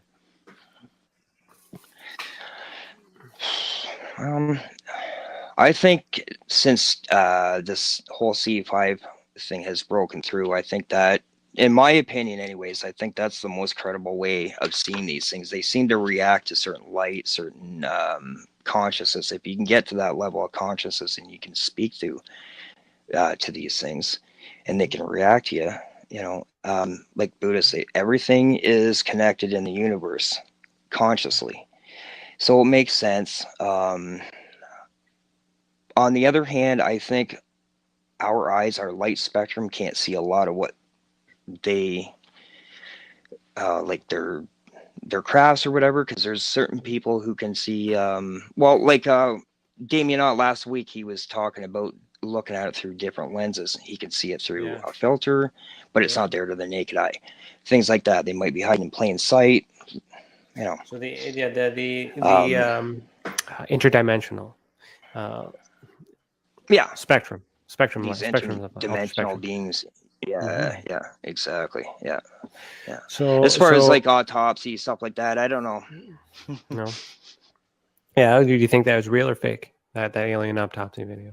Fake. Yeah. Why do you think it's fake? Yeah. What do you think? There was, from the documentary, I seemed pretty, like, they did a really good job, but there just wasn't certain things that matched up to certain procedures that they did back operating on certain things back then. I know they matched up the clock, the film, but scalpels didn't match, and certain things in the video didn't match up. So yeah, I could go either way on it. It looked really compelling, but I could see somebody doing that too. Like, there's a lot of really talented people out there in special effects and now. Why do you think they would go through all that effort to fake something like that? What reason? What would the motive? But what did they gain from being popular when they were hidden? When nobody knew that. You got to question why some of these people do the things they do, right? Why do they fake alien videos to put it up on YouTube? And what did they do with it? I'm leading you somewhere. What do they do on Yeah. YouTube? They make, what do they make? They make money. Yeah, they get views. They Yeah. get yeah, exactly. Right. So Yeah, there's but another point to make, that all this stuff is man-made. yeah, Who wrote the Bible? Man. man. Right. We didn't. No, he didn't no, write it. He was no, around doing his exactly. thing, and Yeah, someone wrote about it. Right. So and why, that is like the number one selling book in the entire world. A lot of money. exactly. Just one Yeah, book. exactly. Yeah, one Right. book, and 2,000 years later, right? It's still very popular. Yeah. Yeah. So it's a good business. Mm. So for us, so if we buy into it, anything wrong with that? No. Because you can go either way, right? What do you do with your belief? What do you believe is out there? What is out there beyond us? Do you believe in a higher power? Like, what do you believe is responsible for us today? For us today, I believe that there is a higher power. I believe we are projects that our DNA has been altered over millennia, and they're keeping an eye on us over the years. You see these things hanging. Wow, these beings that we see flying around, these nuclear installations. Yeah, every once in a while they'll check up on us, but it's almost like we're almost like a project evolving over the years, so they can keep an eye on us. And it all fits into, maybe they're hanging out on the base, or it's, I could go either way on the base. It's either natural, we're both there on a treaty, or it's aliens. But look at our former space minister, or defense minister, Paul Heller. He confirmed that there's been beings out there. There's a galactic federation that comes from a pretty high, like, he was high up in government. It's not to be taken pretty lightly, really. Sure. Yeah. Yeah. No, I do have some of his files too that I could use your help with, actually. Transcribing, putting up tons of documents that you could totally learn about Canadian ufology. Yeah. For me, I'm not so convinced aliens exist. No? I'm very convinced, that we are perhaps the alien, or we are the creation of, because we, so far in this conversation, we're responsible for creating the spacecraft. We're responsible for the remote travel. We're responsible for putting stuff on the moon. Yeah. And we're expecting there to be this outside source that's giving us credit for our existence. But I'm starting to believe that or through the science in my research is suggesting that we are the powerful ones, and there's been this huge program through either secrecy and all these other things with more elite humans, perhaps, and which they carefully select and evolve, or allow them to be fully evolved and programmed in order to do a certain thing, which could be the secret space program, but no aliens, war with each other. And because of that, we may be connecting with each other. And then there's that whole media side where they're trying to stop a lot of us from evolving.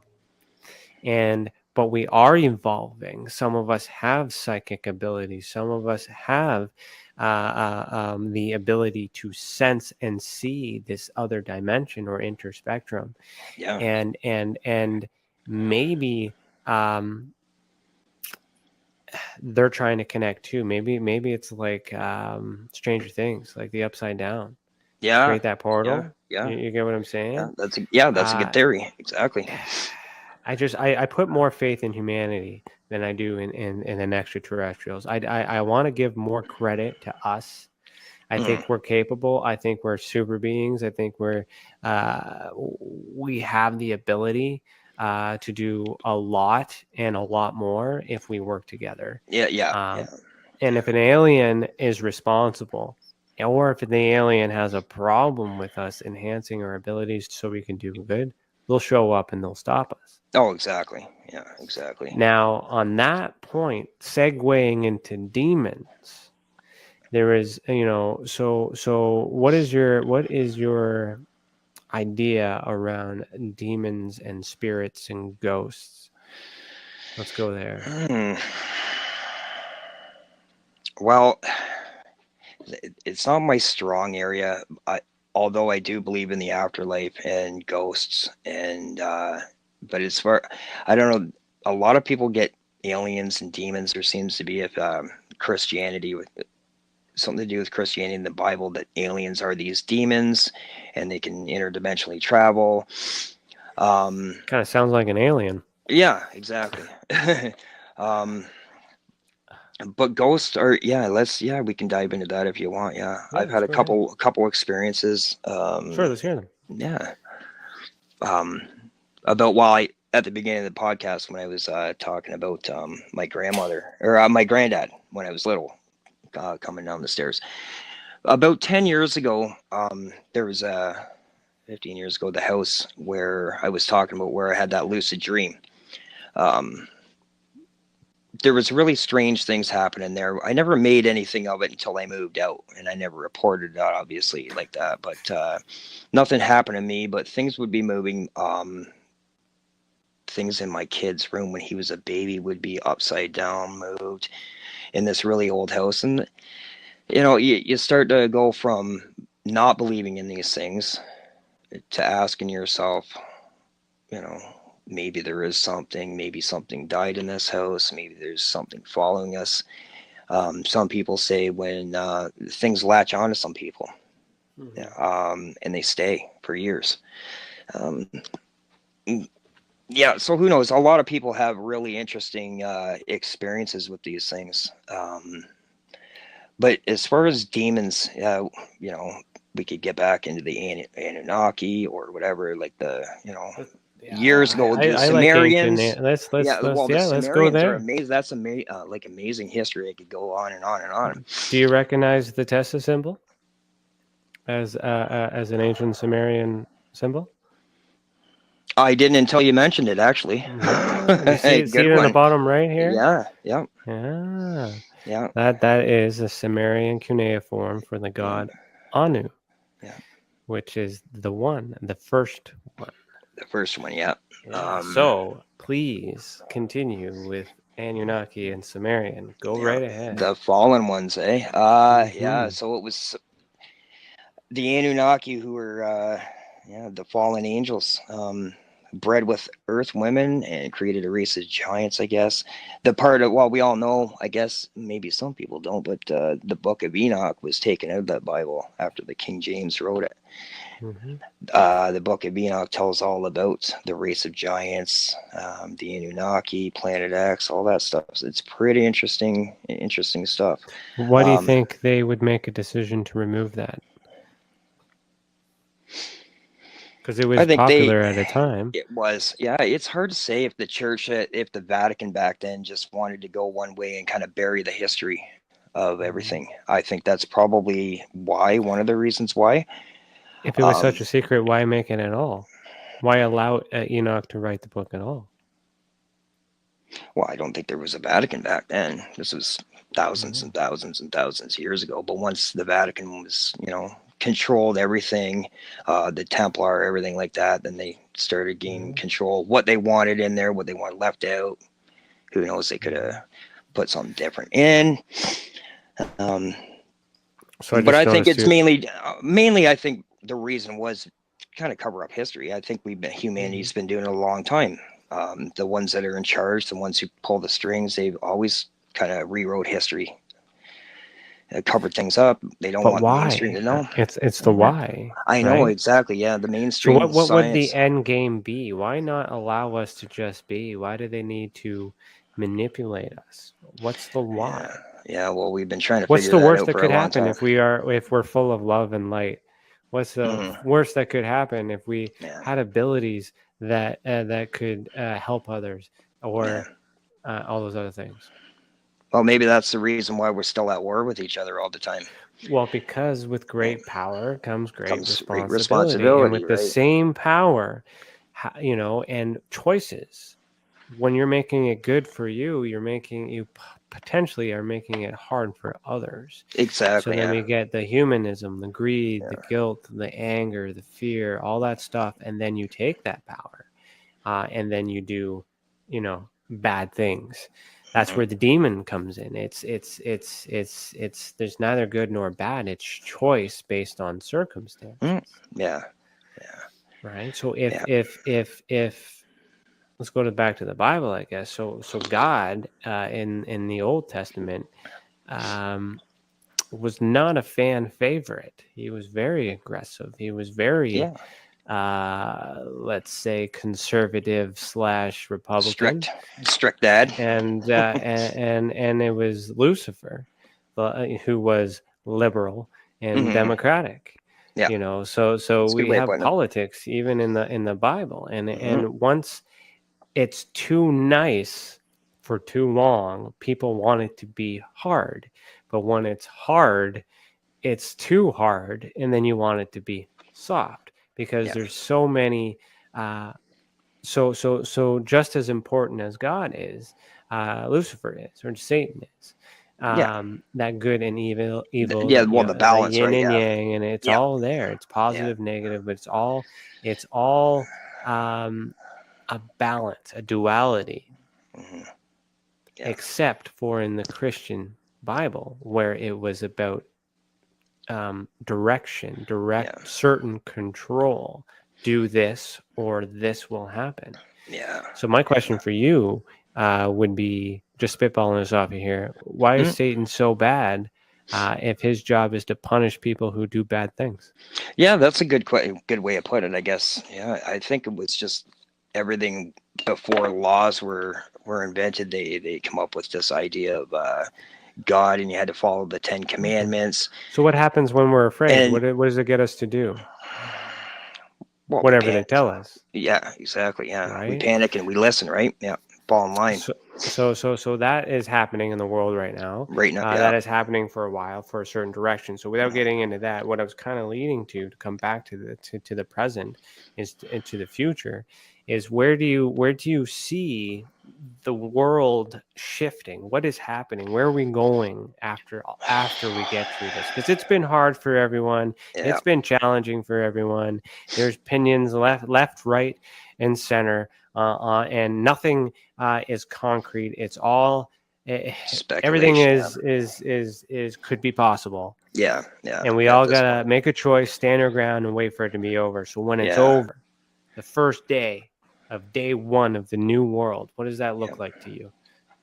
I think the way they want it is this certain utopia. They keep pushing all this, like everything's racist and in the intolerance and everything. And it would be nice to get rid of that. First of all, get rid of all the wars. Well, how did we get it in the first place? But let's see here. Like, how are they doing it, Ryan? We question ourselves every day. I've been questioning how this whole virus started. Was it on purpose? We just got a whistleblower that came out the other day. If that's the case, is this a way to push a new world order that they've been talking about for decades? We all know. Well, we don't have any control over that, so it just is. It just happened. Is, right? We got to get through it. So what happens once we get through it? We will, we'll still wonder how it got started, but that's not going to change the fact that we have it and that we have to get through it. And then once we get through it and it's over, what does the new world look like? Yeah, well, I think it'll be a lot different. I think there won't be better as much. It'll be better? I think it'll be controlled, stricter. I think a lot of our rights are going to be gone, but I think the way they see it is everybody's going to be a lot happier. You're not going to be in any kind of debt. Which That's doesn't really, which is a lot of stress. You're not going to have own anything. Because life is pretty hard right now, isn't it? Like we're always juggling things. We're always juggling jobs, work, relationships. We didn't have car payments, house payments, more, all that stuff wipes. Taxes. That's one word will save you from listing 100 problems. Taxes. Tax the piss out of us. it probably, in a sense, and I can see where their idea is coming from. Yeah, it probably would be nice. It would be. So on day one, I think after it's all over, I'd say we could probably wake up to our new world and probably, hopefully, if everybody makes it through, we could actually relax for once. Smile, get along. There's no black, white, up, down, left, or right politics. Just yeah.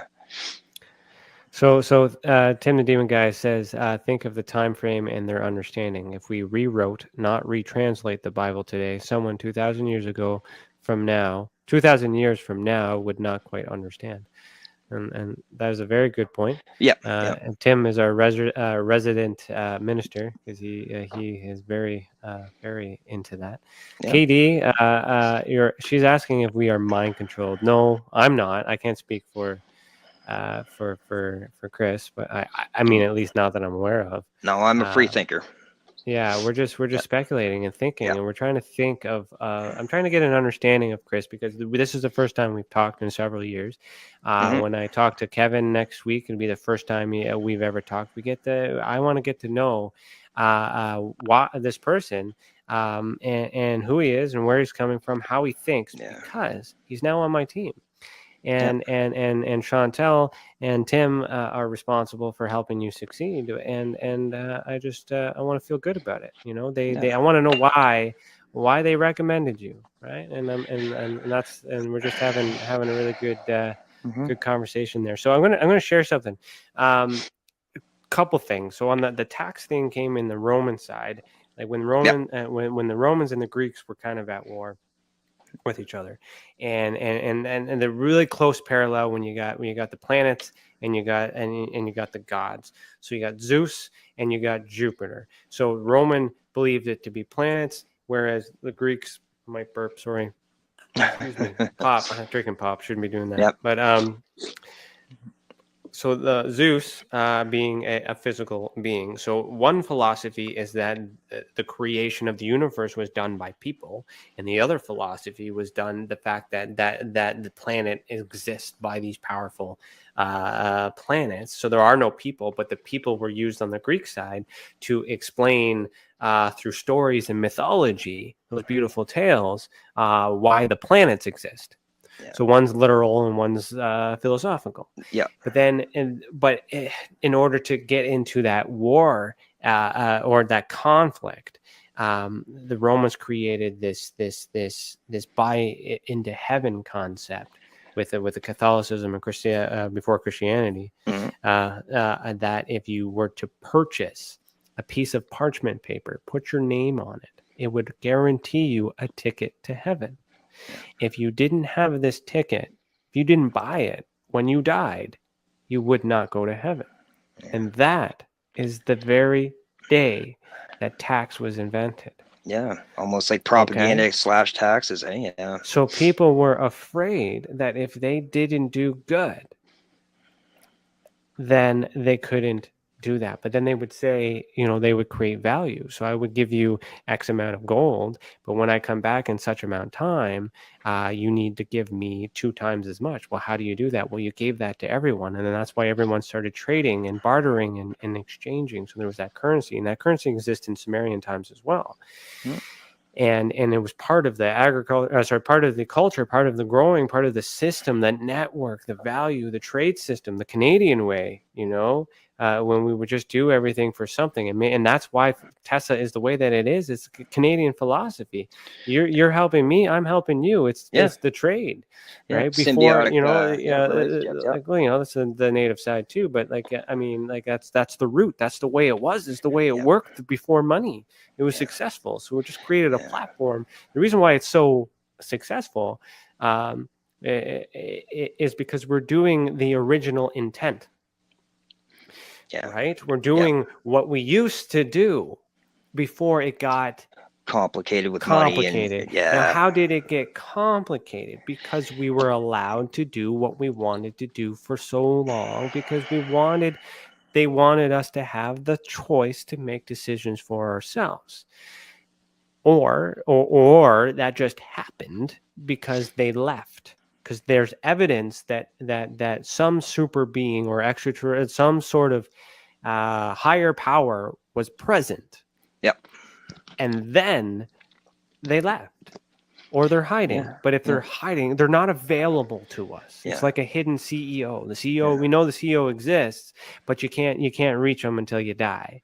You can't, so we have this idea, and we've been working all these years trying to get along doing this tax thing, in order to help and live a good life, because we hope that we get to heaven. Yeah. So the Sumerian mythology started on the Anunnaki, but the Anunnaki mythology. Okay, I'm just kind of segueing into here to explain and wrap this all up, and this is good for everybody too, because I love talking about this. Oh yeah.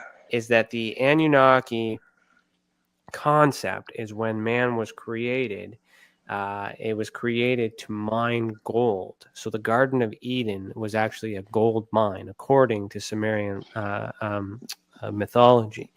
We were tasked with the perfect mold, the Adam, the perfect mold, and there was multiple of us made to mine the gold, because the gold was needed for the Planet X. Nibiru was needed for space travel. All this technology, all that stuff existed. It needed it. So we were slaves at that time. That's what we were created for. That was the intent. Yep. And then, so they say. Allegedly, right? So and then what had happened is the flood. So the flood, the Great Deluge, right? When that happened, everybody in the spaceships had to went up to space and waited for 40 days and 40 nights. They had no food, they had no stuff. So the Noah in Sumerian is called Utnun Pishtim, and Enki, which is the Lord of the Earth, which is the Satan equivalent in Christianity, actually is the one responsible for helping Utnam Pishtim, or Noah, in creating a vessel that had food and substance and all these other things for after the flood. But it was decided by Enlil, which is the God, which is our Christian God, who apparently is good, but our Satan is bad. But it's, this is where it flipped. Who gave who did not want man to continue. We served our purpose. We mined the gold. They're ready to leave. Let the flood get rid of them and all the other abominations, all the other creations. But what ended up happening is after the flood, they didn't realize that they had any food and substance. And then it was Untum Pishtim, who was a man, a hybrid, blue-eyed, first blonde-haired, blue-eyed male, to offer food and substance to the aliens, to the creators. And it was at that point that the aliens had realized the value in humans. So then they knew that they were going to go, but they said, we'll come back. And that's the origin. But the one law, the one mission was to do good, the 10 Commandments, all that stuff. Do good, take care of each other, so nobody would fight with each other. Your one goal is to procreate, because that way when they come back, their army is bigger. Yeah, exactly. Now, maybe they've been gone for so long, or they're in hiding, or whatever that army is, and that divide and other stuff and all that other mingling thing is. But here's the thing, is after the flood, they lost their home base, which was Eridu, in Iraq, which is now Somalia, is now Iraq. Which coincidentally, that's where all the wars are. Think about that. Exactly. So what has happened is now you have the CEO has left, but the fallen ones are behind, which is Lucifer and his army, the fallen one, which is the Lord of the Earth, because he was in charge. So his task is to do what we did again. So that way we can continue. But here's the thing. They're behind on their schedule because of the flood. So what do? They divide. So now we have two teams. And now those two teams are given the same task. And they have to do the same thing. And they have to, help for the same cause. But then somewhere down the line, this team started competing with the other team because they wanted more attention from the God. And then that divides and divides and divides, and that goes Yeah. over thousands of years. And we have what we call today as borders on countries. Yeah. That's how that all started. So if we come back to this unity, this one world, new world order, it's not scary. It's meant to unite. It's meant to remove the borders. Yeah. So we've been separated for far too long. It doesn't work anymore. No, it's that's not where working. this reset idea concept comes from. Yeah. But it's perceived as a negative thing. But it's the very point of inception.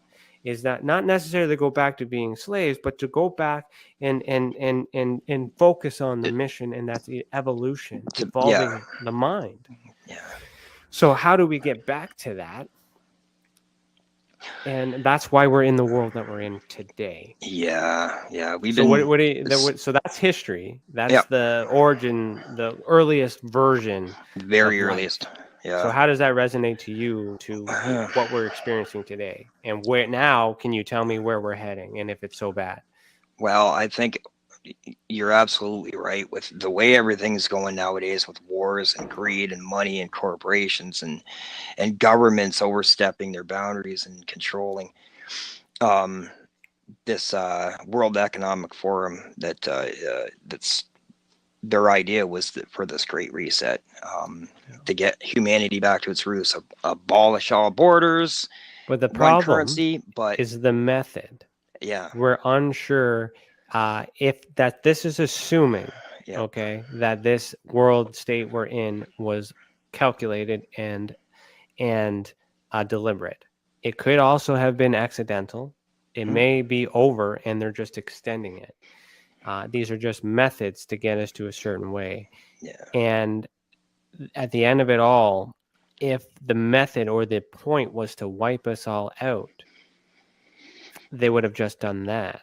Exactly. Yeah. So, well, there's a combination that I believe that, and then we're sugarboating around the topic, that is a combination of a real thing that may have happened.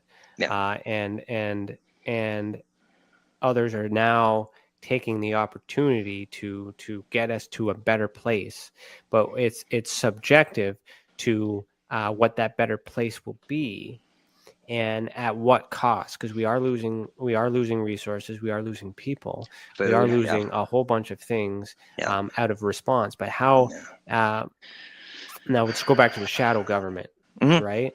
So now, do you think that our parliament currently, who's trying to manage this, let's say it is man-made or created by the shadow government, do you think our level of parliament currently today is in on it, or they're just like us trying to get through this without understanding, with just as much understanding of the virus as you and I have today? And what, do you blame them for trying, in this way? Well, to answer your first question, Ryan, I think you can kind of tell who's meant to be in Parliament and who's not. I think all the world leaders are in on it. I think they were put there for a reason. I think everybody's on board so far. There was a couple of interesting things that happened a few months ago with the vaccines. If you noticed, down in Haiti, the president was assassinated. Now, a week before, 2 weeks before that, he told the World Health Organization, that they were going to lock down, and he disagreed. A week later, anyway, he's dead. It happened in Tasmania. The president came out and said he was bribed to shut down his country and vaccinate his people, and he refused. He was threatened with his life. So these things are happening. So you can see kind of what I'm getting at is there's some world leaders that are on board, and you can kind of tell the ones who aren't. Now, right now, I'm watching Australia. What's going on in Australia right now, I think, is key to everything. They're going to see how far they can push people, and it's going to be hard. And it's What's probably meant to be Australia? hard. Well, they got very, very strict laws. I mean, you can't even get more than a certain amount of takeout from KFC, or you're getting arrested. You can't put a certain post on that's negative. You can't. There's no free speech. They can shut down all the construction. It's the strictest laws right now for COVID in the world right now. So I think what they're doing is testing the waters there. They're going to see how far they can push everybody. And if you watch on the news, well, you can't watch on the news, but if you watch some videos, people blogging, private journalists, they're uploading videos, and it's mass protests over there. It's chaotic. So because people are afraid, people are scared, people don't understand what's going on, and there's a lot of it's very possible, and but the thing is what if like, I mean, there's no one way or like there's no right way to go through this. We've never experienced a pandemic in this time. It's just the age that we're in and the group of people that we have, and we're all learning a bunch of things. What you're showing is another country who has a list of who's fighting the same pandemic with different methods. So it's the methods, it's the idea. Everybody right now, the reason why we still have this globally is because we're not working together. If Canada, if the United States hadn't shut their border on Canada, if we worked together right from the beginning, at least North America would be, a little bit covered if you want to be with borders because of the water and all that other stuff too. But everyone is just trying to survive to see who's left, and whoever's left is going to dominate the territory and the land. So that's it's just war. Regardless whether it's deliberate or not, we are at war because we're fighting with each other, and everyone is just protecting their own home turf so that way we can all survive. But the UFOs don't know there's a border. The aliens don't care about borders. No, they don't. No. So where are they? Because everything else in the Bible says, the Bible spoke about this time. We're in the age of Aquarius. We're doing everything. We're living in the apocalypse. It's not the way that we imagined, but it is the apocalypse. So at what stage do you think, according to the Bible, Jesus will return? I think it's got to get worse. I think we're going to have to see a lot more deaths, a lot more. I mean, kind of watch what happens. We don't want to encourage that. We don't want to. We don't want to. But what I'm saying is it's a tough question. Yeah, it can come any time. But everything else has come true according to that book. It has. Yeah, that's prophecy. Yeah, that's strange. Or it's very strange. Was it the plan? And they were just waiting to execute the plan at a certain time because man wrote the book. That's true. Yeah. Right? Yeah. They just carried it over for 2,000. And they also, just waiting. They're just waiting until it was time. Or the guy who said, don't do it, finally died. Yeah. It's just a transition there. So Jesus, there was also warning of the first visit to be a false one or a fake one. Yep. Yeah. Right? He's blind in one eye, right? Well, it's something like that. The concept was that don't believe Antichrist. Right. Don't believe in the first one, right? Yeah, that's now let's talk about ufology. We're at 2 hours, but let's finish this thought and then we'll end it. Okay. But now we're coming to ufology, the current world today, with aliens all of a sudden being popular and this supposed threat. Is it possible that this ufology movement is the Antichrist? Yeah, I never thought of that. Yeah, I got so much going up there. I never thought of that. But there's also a fake alien invasion. When you put it that way, yes, I have thought of that. Yeah. See, it's out there. It's very and it's doable. Yeah. So pick a side. Decide, wait, love, do whatever you got to do. Yep. Because it's coming, and stay. It's inevitable. And just prepare for what happens next. Tessa is not created to save MUFON, to save people.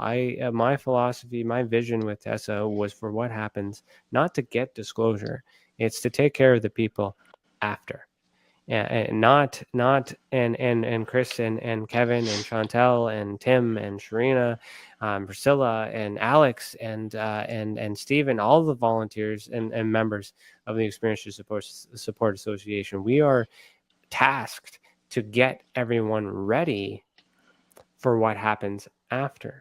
Because if there's a fake alien invasion, we're going to have to determine if the aliens that the government is reporting is in fact the same aliens that you're seeing, or UFOs. Yeah. We got to determine if what you're experiencing is the same as what they're reporting, because that might be different. And Or they everything we're doing will start coming in very, very handy, won't it? Yeah, and then they create a threat. And why would they create a threat? Because it's uniting us. Yeah. Because we're not working together. Maybe No, the no, no, no. pandemic